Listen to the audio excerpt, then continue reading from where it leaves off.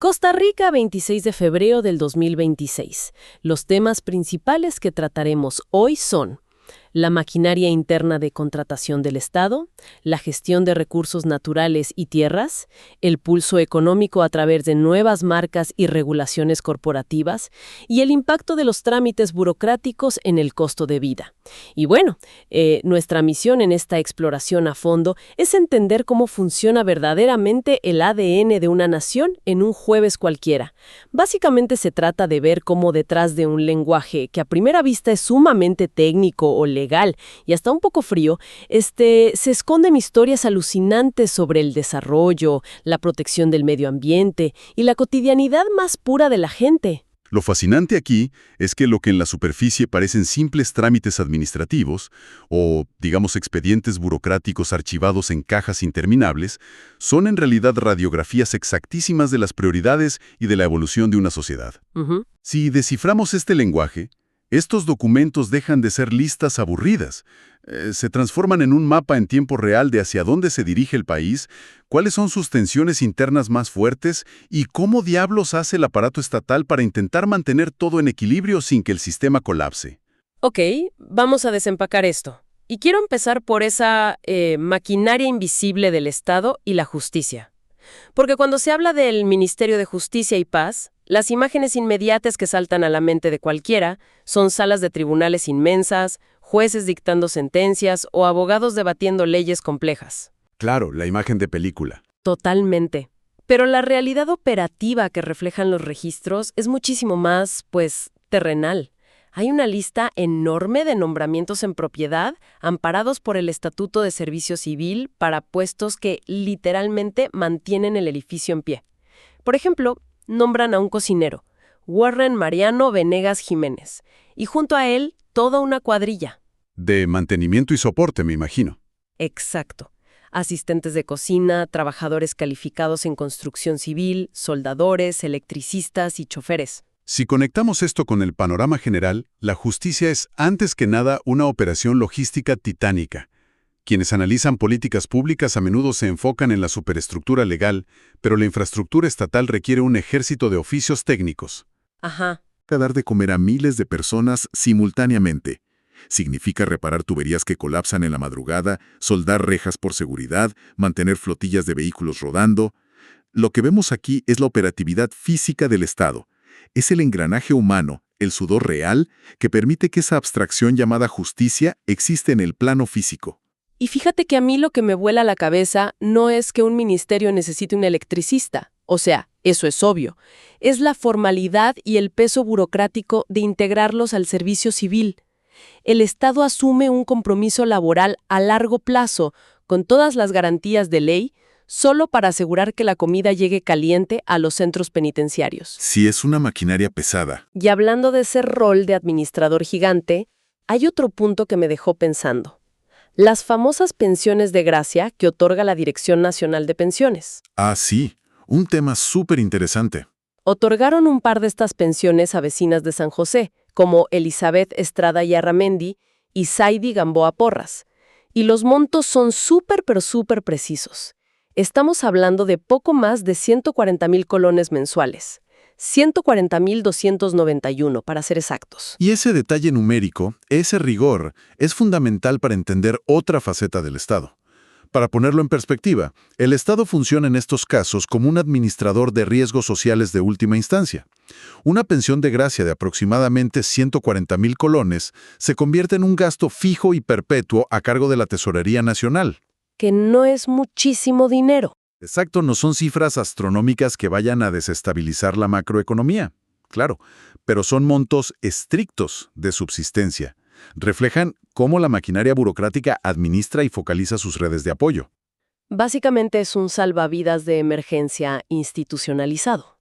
Tal cual, muestra un sistema que a pesar de toda su rigidez y lentitud aparente, tiene mecanismos diseñados para proveer auxilio económico directo, condicionado obviamente a que exista el contenido presupuestario. Es la materialización de la seguridad social en su nivel más básico. Y el reto analítico aquí es entender el inmenso costo administrativo que le toma al Estado procesar, aprobar y fiscalizar cada uno de estos desembolsos a lo largo del tiempo. Totalmente. Imagina la cantidad de horas hombre y papeleo solo para certificar que esos 140,000 colones lleguen al destino correcto cada mes. Ahora, pasando a otro tema que también arrastra una carga burocrática inmensa, hablemos del territorio físico, porque aquí hay movimientos que literal cambian el mapa. El uso del suelo. Sí. En la municipalidad de Nandayure publicaron lo que parece un trámite inofensivo, una fe de ratas del Departamento de Zona Marítimo Terrestre para una parcela en Playa Coyote, que está concesionada a restauradora Estela S.A. Inicialmente, el registro decía que el uso de suelo era para residencia recreativa, y la corrección dice, no, el uso correcto es zona residencial turística. Suena a que alguien se equivocó al teclear, ¿verdad? Términos de impacto ambiental y económico. Analizar qué significa esta simple fe de ratas revela la inmensa presión inmobiliaria que existe sobre las costas. Claro. Pasar de una residencia recreativa, que sugiere una vivienda de uso privado, familiar y de muy bajo impacto, a una zona residencial turística, abre inmediatamente la puerta legal a un modelo de negocio completamente distinto. Es el marco legal que permite pasar de una cabaña vacacional a un desarrollo intensivo de alquileres. Exacto. Es cambiar la vocación y el futuro de ese pedazo de tierra de un plumazo administrativo. Y claro, levantar zonas residenciales turísticas no se sostiene solo con vistas bonitas frente al mar. Requiere el recurso más crítico y peleado de todos: el agua.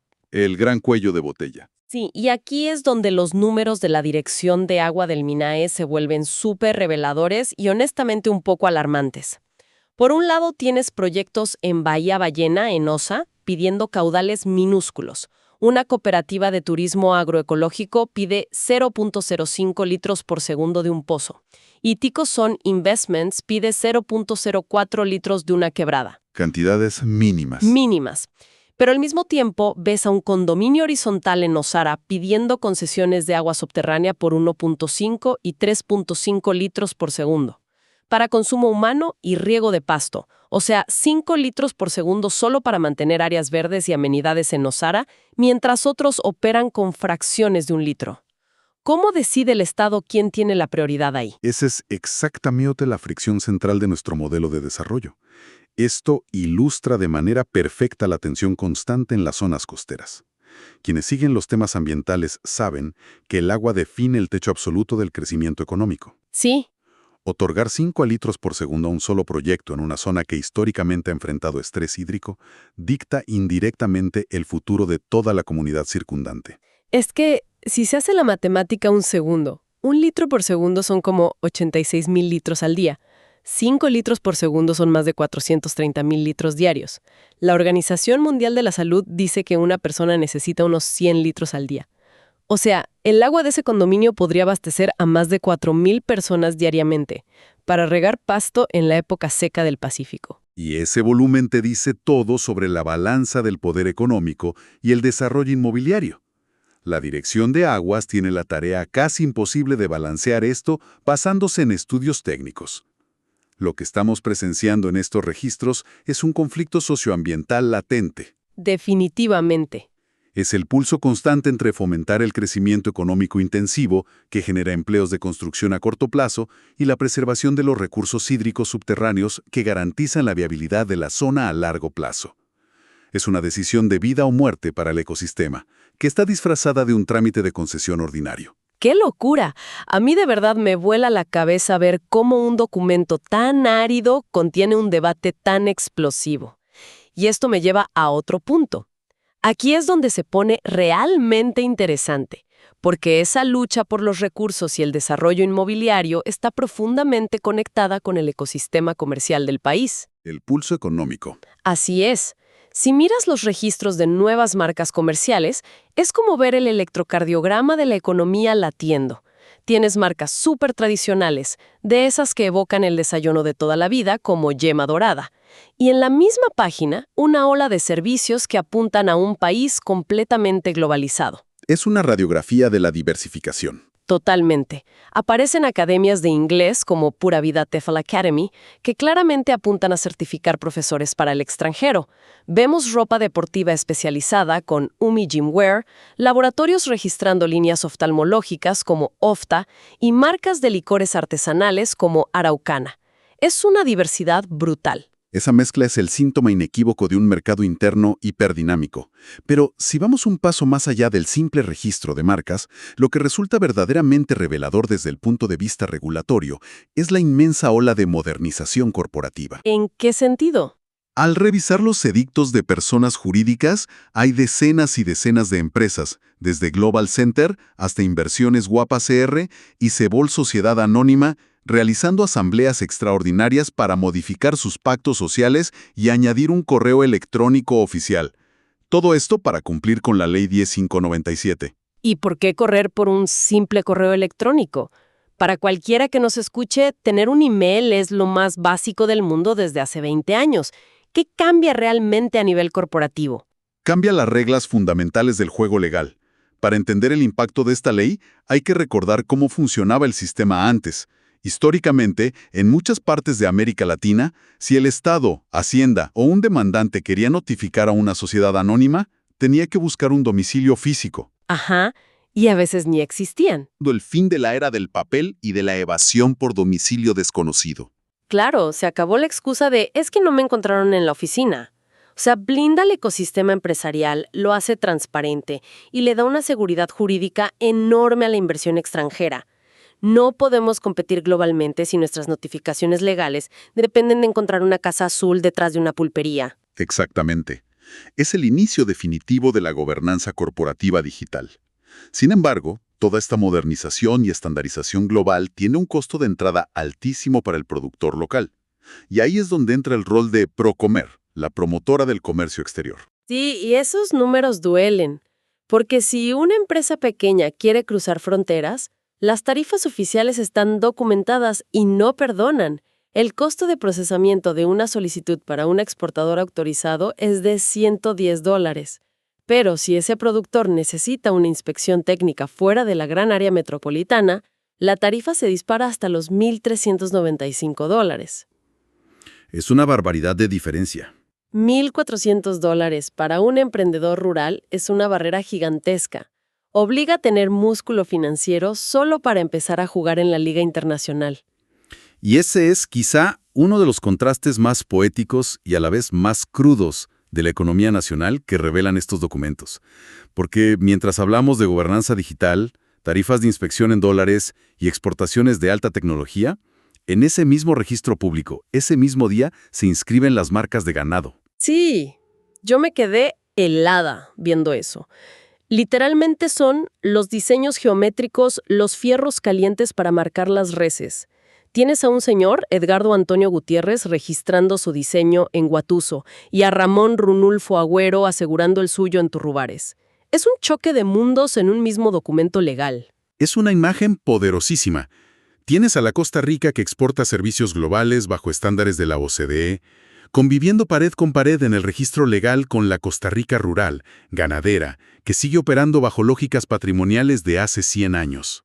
Sí. El diseño de un fierro en Turrubares tiene la misma validez legal y exige el mismo rigor registral que la actualización del domicilio digital de una corporación multinacional. Demuestra el nivel de esquizofrenia regulatoria que el Estado debe manejar. Tiene que legislar y proteger dos universos económicos que avanzan a velocidades completamente dispares, pero que conforman el tejido productivo del país. Y hablando de ese tejido y de cómo las regulaciones nos atraviesan, todo este debate macroeconómico aterriza de golpe, sin piedad, en el bolsillo del ciudadano de a pie. Y hay una solicitud de fijación tarifaria de la empresa Transportes 205, S.A., que ilustra esto de forma dolorosa. ¿Los pasajes de bus? Sí, están pidiendo a la autoridad reguladora un ajuste para la Ruta 94, que es la que cubre San José, Alajuelita y todos sus ramales populares como Los Filtros, El Llano y Calle Cochea. Piden subir la tarifa regular de 360 colones a 535 colones. Esto plantea una pregunta importantísima sobre el costo real de la vida y la desconexión burocrática. No estamos hablando de un ajuste menor por inflación. Es un aumento solicitado del 48.61%, prácticamente un incremento del 50% de un solo golpe al transporte básico. Es una barbaridad. O sea, ¿qué significa todo esto para una familia? Si imaginamos a un trabajador de salario mínimo en Alajuelita que toma 2 buses al día, 6 días a la semana, ese aumento le pulveriza una porción gigantesca de su ingreso mensual. Dinero que antes iba directo a la compra del supermercado o a pagar el recibo de la luz, ahora se esfuma en el pasaje. Ese es el drama real detrás del lenguaje técnico. En las oficinas reguladoras, la burocracia tarifaria se discute en términos de depreciación de la flota, costos de importación de repuestos y fluctuaciones del diésel. Todo se reduce a una fórmula financiera. Todos son números. Sí, pero el impacto real es sociológico. Un expediente técnico dictamina, de forma ineludible, si a una familia le alcanza para comer a fin de mes. Alajuelita es una zona de altísima densidad y dependencia del transporte público. Una decisión en un escritorio altera la calidad de vida de decenas de miles de personas la mañana siguiente. Es que estas resoluciones son literalmente la vida diaria documentada. No es teoría económica abstracta. Y de hecho, la vida misma en todas sus etapas, desde la alegría hasta los trámites más engorrosos, está metida en estos papeles. Porque no todo es dinero o quejas. También vemos el inicio de nuevas familias. Los edictos de matrimonio del registro civil son fascinantes.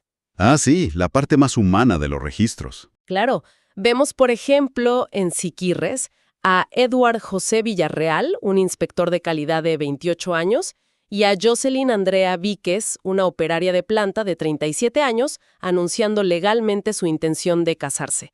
Y así como se documentan estas uniones, se ven las correcciones vitales, personas haciendo diligencias formales, contratando abogados, solo para rectificar su asiento de nacimiento y que conste legalmente un error en el mes o el año en que nacieron. Es la burocracia actuando como el gran notario de la existencia humana. Desde el primer certificado de nacimiento, pasando por nuestras empresas, nuestras uniones legales, hasta nuestros últimos trámites de defunción, cada transición importante deja una huella administrativa indeleble. Somos en gran medida la suma de nuestros registros públicos. Acompañan fielmente el ciclo vital. Me encanta esa forma de verlo. Cuando pones todas estas piezas sobre la mesa, de repente el papeleo estatal, que siempre nos parece la cosa más aburrida y tediosa del mundo, cobra una dimensión superhumana y profunda. Si conectamos absolutamente todos estos puntos que hemos analizado, vemos un ecosistema que respira, reacciona y entra en conflicto constantemente. No son eventos aislados. Arrancamos observando la logística gigantesca de un ministerio contratando cocineros para mantener el orden y cómo el Estado lanza salvavidas financieros con pensiones de gracia. Así es. Luego cruzamos a las costas, donde nos dimos cuenta de que cambiar una simple palabra en un permiso de uso de suelo o asignar 5 litros de agua por segundo define el futuro de la naturaleza y de las comunidades. Observamos la fricción comercial entre la empresa que se digitaliza para el mundo y el ganadero que registra su fierro tradicional. Y finalmente, aterrizamos en la dureza de un pasaje de bus que sube casi un 50% y golpea el presupuesto familiar. Es la red nerviosa de una sociedad completa latiendo en un solo día de registros. Totalmente de acuerdo. ¿Y por qué todo esto es vital para quienes nos escuchan? Bueno, yo creo que entender estos engranajes ayuda a no sentirse a la deriva, a no sentirse intimidado por el sistema. Cuando se ven las noticias, los indicadores económicos o se enfrenta un trámite, muchas veces todo parece un caos inexplicable o puro ruido político. Pero al desempacar estos documentos, se adquiere la habilidad de ver las verdaderas tensiones. Entender cómo se conecta una concesión de agua con el turismo de lujo o cómo una ley corporativa protege de empresas fantasma da herramientas reales para leer mejor el mundo. Permite ver el código fuente de la sociedad. Y para cerrar, me gustaría dejar una idea provocativa sobre la mesa.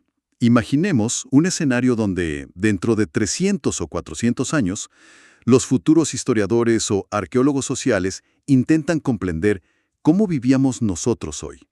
Supongamos que no tienen acceso a nuestras redes sociales, ni a nuestros videos, ni a las noticias de opinión. Su única fuente para entendernos son estos registros burocráticos exactos que revisamos hoy. ¿Qué historia contarían esos papeles fríos sobre nuestra civilización? Qué buena pregunta. Es muy probable que, sin el filtro de nuestras narrativas públicas, esos documentos revelaran con una honestidad brutal cuáles eran nuestros miedos por la escasez de recursos, nuestras desigualdades económicas más agudas y nuestras verdaderas prioridades de supervivencia. Uf, qué perspectiva más poderosa para quedarnos pensando. Al final, la historia más real no es la que contamos en voz alta, sino la que dejamos documentada en nuestros archivos diarios. Ha sido un recorrido increíble por los engranajes que mueven el día a día. Sigamos cuestionando lo que damos por sentado, sigamos leyendo entre líneas y, sobre todo, no dejemos de asombrarnos con la complejidad del entorno que construimos juntos. Hasta la próxima exploración a fondo.